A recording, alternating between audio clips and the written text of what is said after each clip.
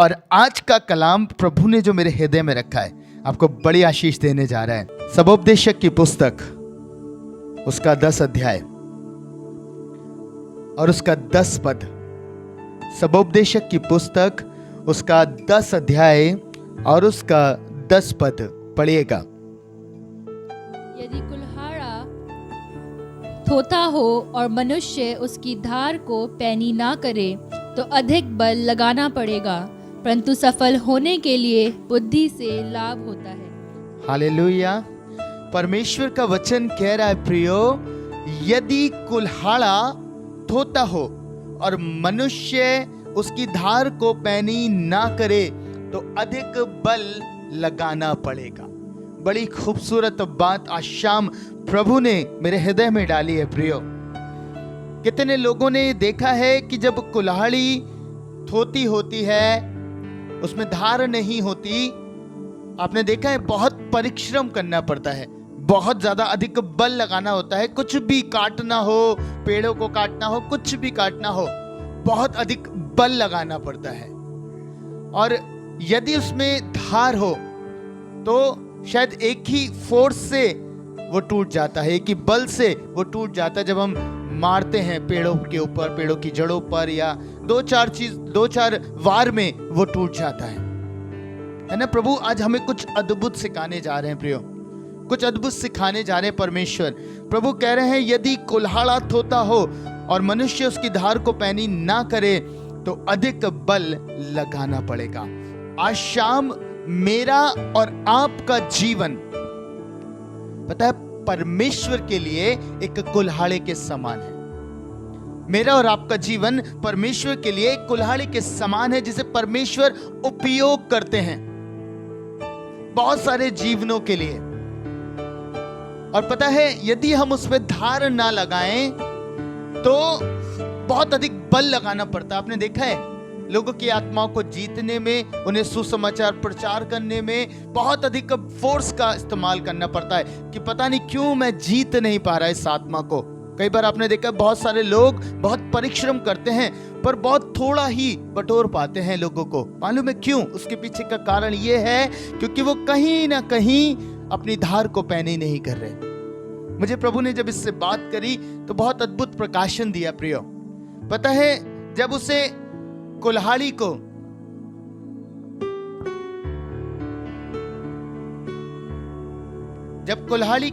पैना करना होता है, धार लगानी होती है, तो पता है एक रगड़ उस पे लगाई जाती है। आप समझ रहे हैं?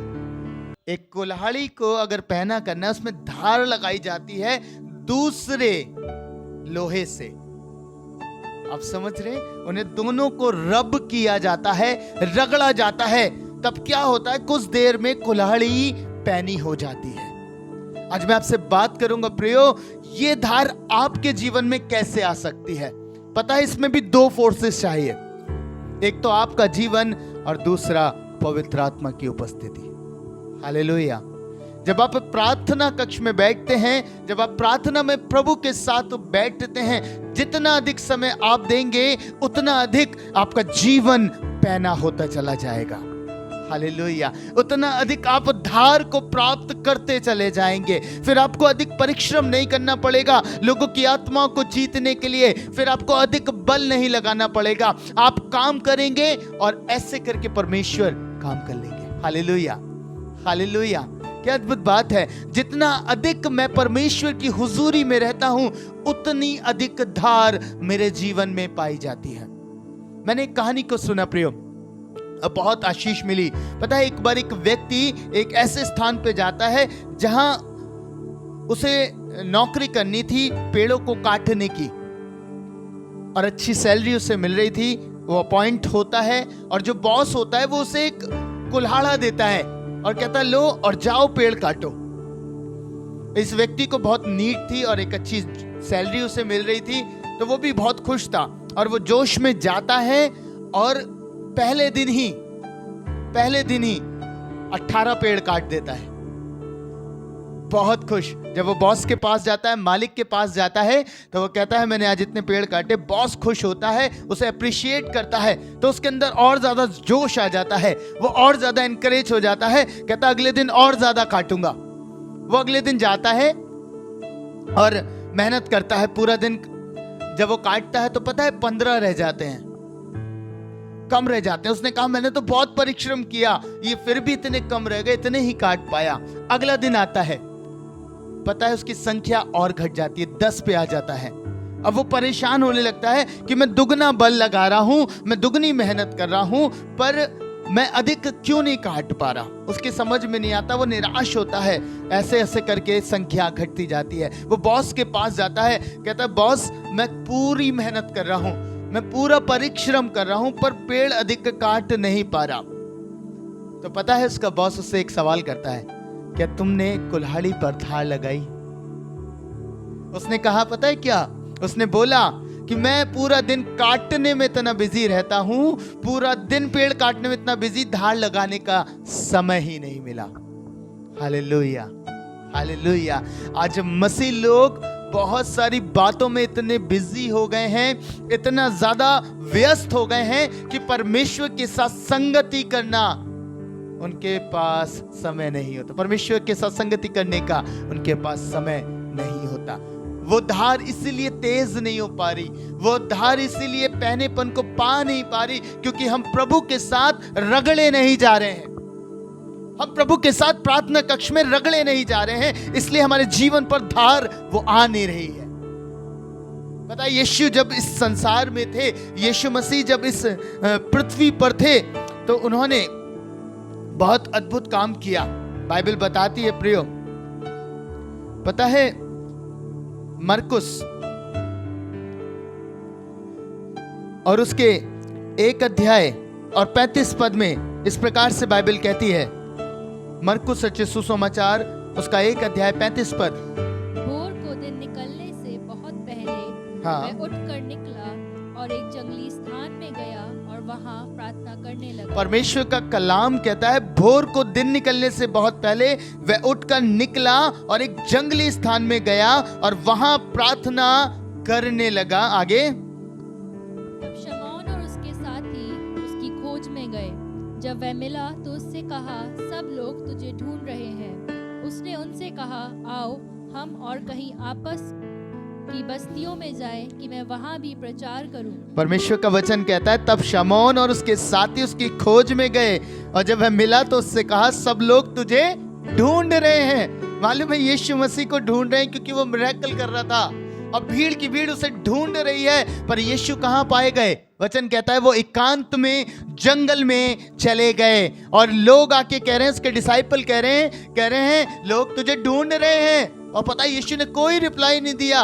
पर आज अगर हम देखेंगे, अगर लोग हमें ढूंढने लग जाएं, तो पता है हमारे मन में क्या आता है? कितने लोग हैं, है ना, क्या कह रहे हैं मेरे बारे में, क्या चर्चाएं चल रही हैं आज, है ना। पर यीशु के जीवन को देखिए, प्रभु क्या कह रहे हैं? कह रहे हैं लोग तुझे ढूंढ रहे हैं, चेले कह रहे हैं, और यीशु कह रहा है आओ हम चलें, आसपास की बस्तियों में जाएं और वहां पर भी जाकर प्रचार करें। जब यीशु 5000 की भीड़ को तृप्त करते हैं, बाइबल कहती है कि वो उसी समय वो जंगल में चले जाते हैं और अपने चेलों को विदा कर देते हैं। कहते हैं तुम मैं प्रार्थना करने जा रहा हूं, तुम जाओ। और वो प्रार्थना करने चले जाते हैं। मालूम है क्यों? क्योंकि यीशु मसीह इस बात को जानते थे कि जितना अधिक मैं पिता के साथ रहूंगा, जितना मेरा जीवन रगड़ा जाएगा प्रभु के साथ, परमेश्वर की उपस्थिति में, उतना अधिक परमेश्वर का अभिषेक मेरे जीवन के ऊपर आ जाएगा। हालेलुया।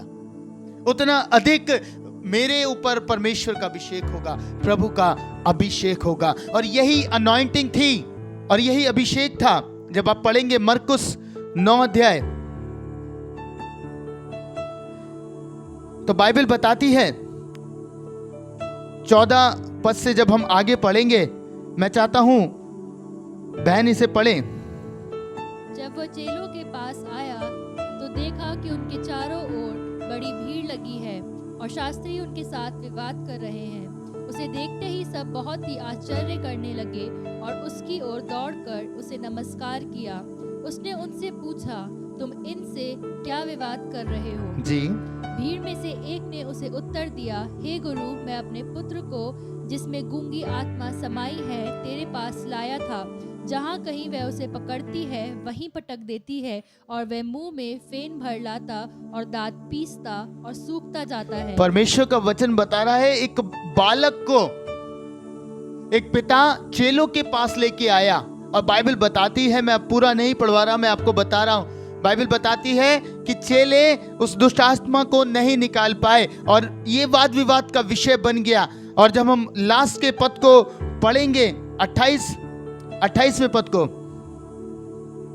जब वह घर में आया हाँ। तो उसके चेलों ने एकांत में उससे पूछा, हाँ हम इसे क्यों ना निकाल सके? हाँ उसने उनसे कहा, ये जाति बिना प्रार्थना किसी और उपाय से नहीं निकल सकती। हालेलुया। परमेश्वर का कलाम कह रहा है, चेलों ने पूछा क्या कारण है, हम नहीं कर पाए, क्या कारण है प्रभु? तू कहता है दुष्ट आत्माएं निकल जाती हैं, तू शब्द बोल देता है दुष्ट आत्माएं निकल जाती हैं, पर क्या कारण है प्रभु, हम नहीं कर पाए?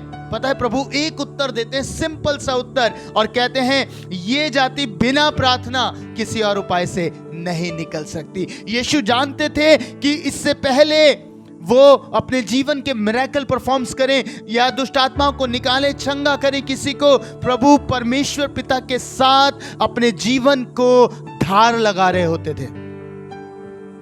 वो अपने जीवन में धार लगाते थे पिता के साथ संगति रखकर, और वो सिखाना चाह रहे थे चेलों को भी कि ये जाति बिना प्रार्थना के किसी और उपाय से नहीं निकलती। जितना अधिक तुम प्रार्थना करोगे उतना अभिषेक तुम्हारे ऊपर आएगा, तब तुम मेरी तरह कहोगे और ये दुष्ट आत्मा निकल जाएगी।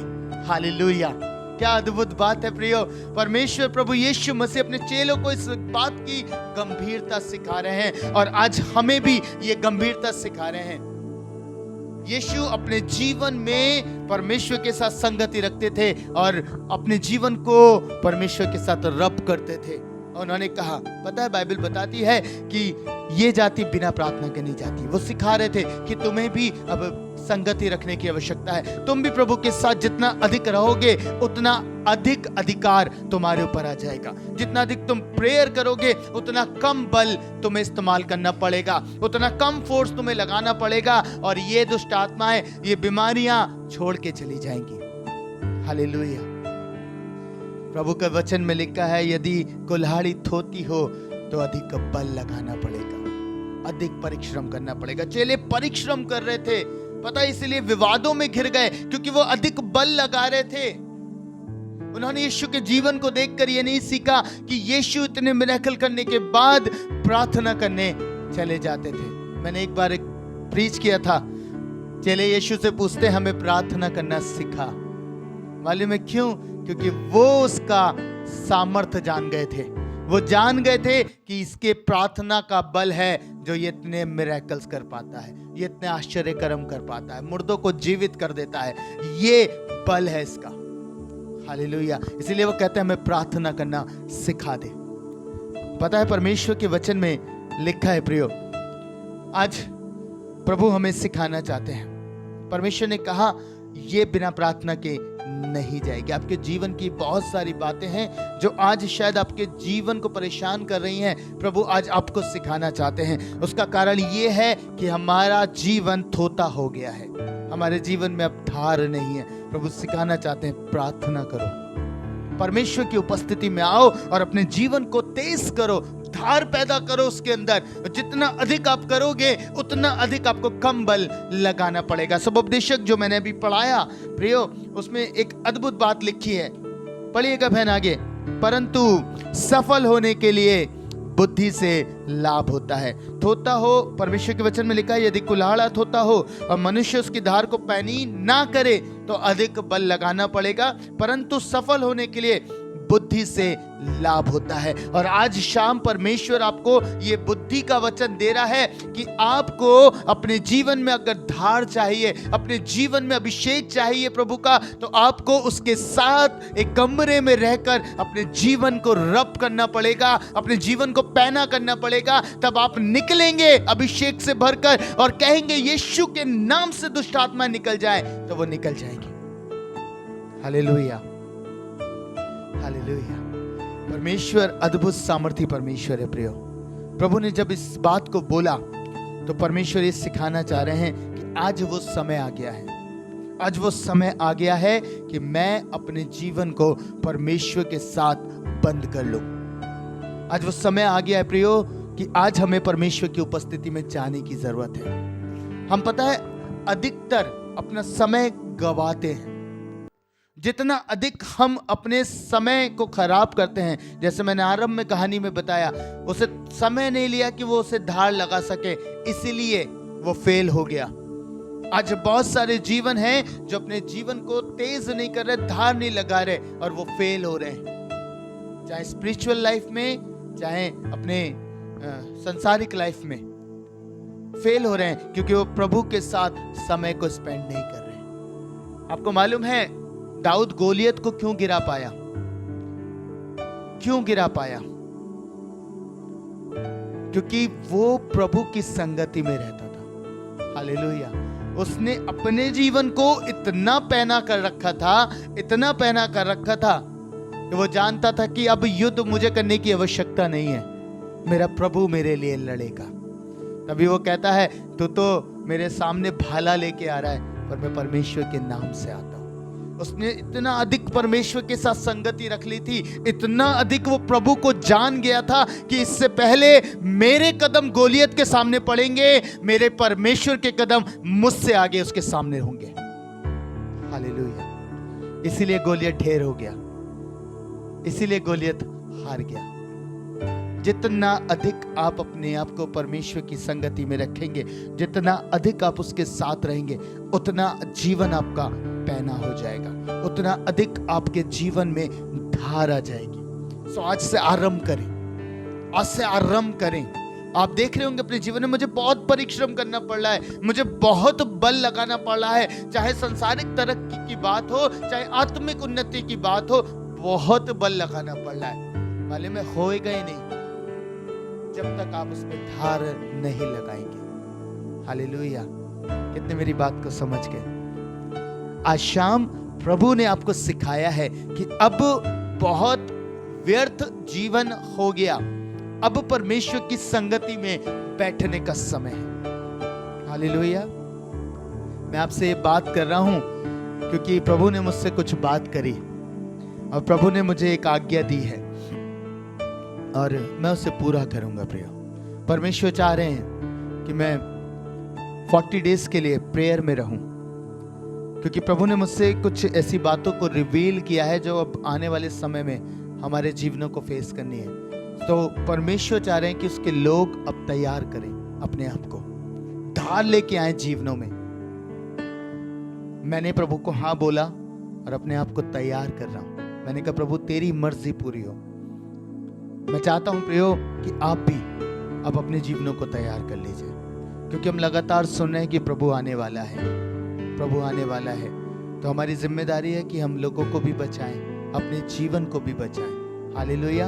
आपको मालूम है ये समय जो प्रभु ने हमें दिया, ये इसलिए नहीं दिया गया कि अब हम इधर उधर भागें, इधर उधर जाएं, पर ये समय हमें अपने आप को तैयार करने के लिए प्रभु ने दिया है, अपने जीवनों को तैयार करने के लिए दिया है। सो अपने आप को जांच कर प्रभु के साथ बैठ जाइए। बहुत हो गई जीवन की भाग दौड़, बहुत हो गई संसारिकता की भाग दौड़, अब बस प्रभु के साथ बैठने का समय आ गया, क्योंकि यहां से जाने के बाद मुझे प्रभु के साथ ही बैठना है। यहां से जाने के बाद मुझे परमेश्वर के साथ ही रहना है। ऐसा विश्वास करते हैं ना? करते हैं ना? तो यहां तैयार करिए अपने आप को कि आप प्रभु के साथ बैठ सके। अगर यहां नहीं बैठ पाए तो स्वर्ग में कैसे बैठ पाएंगे? हालेलुया। आज प्रभु ने ये वचन आप लोगों के लिए दिया, मेरे लिए दिया। सो मैं विश्वास करता हूं आज आपने इस वचन के द्वारा आशीष पाई है। Hallelujah, hallelujah. आज से धार लगाना चालू करिएगा। आप देखेंगे आपके जीवनों में, आपके परिवारों में, आपके परिवारों के बीच में परमेश्वर काम करेंगे। जिन बातों के लिए आज आप परिश्रम कर रहे हैं, बहुत बल लगा रहे हैं, बच्चे नहीं संभल रहे, चीजें नहीं सुधर रही, परमेश्वर उन्हें कर देंगे। हालेलुया। पर वो आपका जीवन मांग रहे हैं। वो कह रहे हैं आप परमेश्वर के लिए उपस्थित हो जाओ, आप आ जाओ परमेश्वर में, बाकी पूरा घराना मैं निकाल के ले आऊंगा। Hallelujah, hallelujah. आज परमेश्वर आप सबको आशीष दे। आपने भी जीसस केयर मिनिस्ट्री से आशीष पाई है तो आप इस चैनल को लाइक करें, शेयर करें, सब्सक्राइब करें और ज्यादा से ज्यादा शेयर करें। प्रभु आपको आशीष दे।